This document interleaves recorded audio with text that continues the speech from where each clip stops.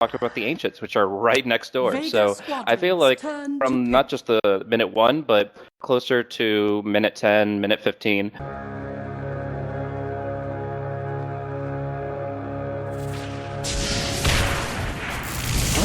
battle begins. Wow. First blood. As indeed, I am first in everything.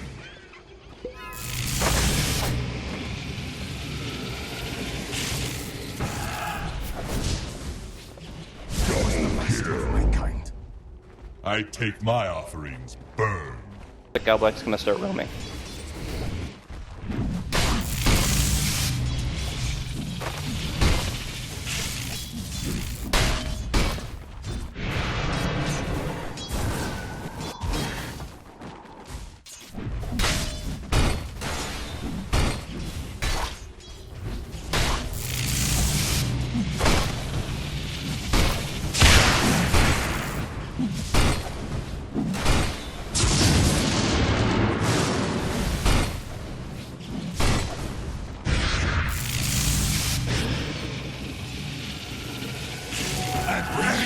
Around my neck. Breakfast before bedtime will give you bad dreams. Struck down in my pride. Find something on the bottom lane if you can get in position for a really good Fortune Zen. Maybe that's something, but he just kind of moves right up by, gives him a pat on the back, and otherwise they're just kind of resetting the lanes. But still, great gank on the mid, getting the damage they needed on the Zeus, and obviously Iceberg is very experience dependent, so if the Invoker is getting some really levels, oh my gosh, Oh, no. that's not how that was supposed to happen. Alright, Bane picks up the haste and picks up His next Ancient's Attendance, and then when he gets his next cooldown of Nature's Attendance, he can start actually manning up on the Oracle. Ooh, another Sunstrike, always want to fly, is going to be picked off. Seom the Slayer managed to find him this word, which is just about to expire. They shouldn't be able to catch the Enchantress. Afterlife sitting relatively far back. He needs a little bit more time to get his heal off. We'll be able to get it, but still the stun, as well as the Sunstrike to follow up, is going to allow them to overwhelm Bambi's HP. Not sure what he was thinking there, seeing as they knew that the Vengeful Spirit was going around. There was a high chance that they were going to make the full rotation behind the tower to catch him. Yeah, I guess he just made too many assumptions there, and he's like, okay, well, I could do this much. I'm an Enchantress. I can annoy the hell out of people, but when you have that much spell-based damage flying out against you, there's almost nothing you can do. So he just underestimated what Team Spirit or what Vega were looking to do there, and they didn't even have to get a smoke out to kill off the Enchantress. Like you said, that ward will probably be taken care of, but it made me actually go over and look at this Zeus's build. He's actually built 2-1-2, with only 1 point in Lightning built until level 7. And the haste turn just, perfect timing from no one, goes in as the haste turn expires, and just annihilates him and Godblack too. Yeah, Mag had that kind of setup. He was sitting in the trees earlier as they made his wrap around again. So Afterlife doesn't push it too far. Gonna wait for the creep wave to push into him. And that's the dead Enchantress. This is actually becoming more and more difficult. Actually, it's a really big deal. Like one death, every offlaner, even an Enchantress, could be stepped below. We're actually gonna be seeing a glimpse back here. So TP support from the Oracle as the ultimate can't get it off in time. Is no false promise for him and state. So they know the Ancients and they're gonna definitely look at contest.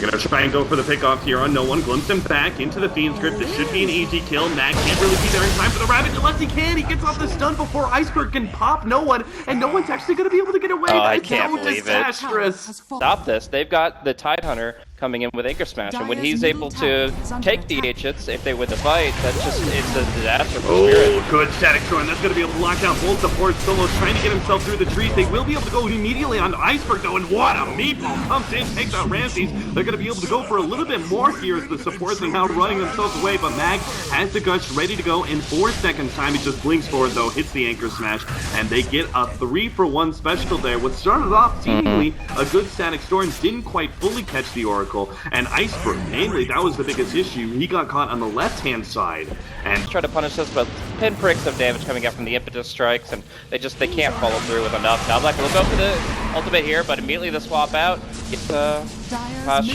free. It's going to be Siuma that sacrifices himself, and they'll kind of move on from there. Siuma still alive for the moment, but I guess Rosh to die is the best he can hope for, and in fact, it might have cost Solo his life too. The Kinetic and the Nightmare locking him in place. They're battle on multiple fronts. They're gonna lose the Zeus somehow in the process. And this event will go down in the Roshan, and Solo will not go down. They're gonna ravage this. Alright, they actually want to try and save Solo with Pasha coming in from the side. They're easily going to be able to get the Bane and running forward. Sounds like a meatball goes down. Ramsey's already very low HP. No one sitting on the side. Always want to fly. I'm not sure what he's trying to do here, but he battles up against no one. He's not going to be able to do anything there. The Enchantress did manage to get away, and so will Ramsey's, but... Oh, no! Sunstrike! Oh, no! Oh, it just goes from bad to worse.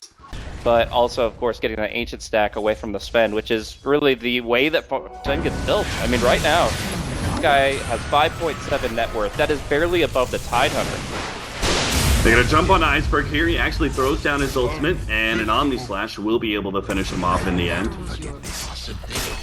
Them being a strong team at the actual event at this. Yeah, I mean, there's...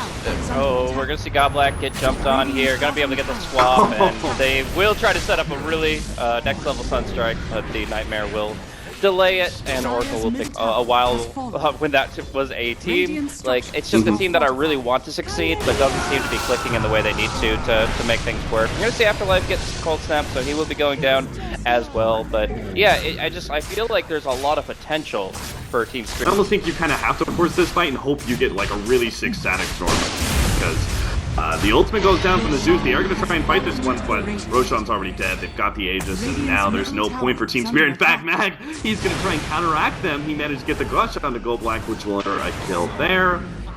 So as soon as Team Spirit start thinking about stopping the... Have so much confidence because they have the team potential at every stage, and part of this comes down to the fact that Zeus has been putting out less damage than generally ever would. Oh, Goblak just gone. No one clicks, drops the Forge, and that proxy pilot is able to just obliterate his support.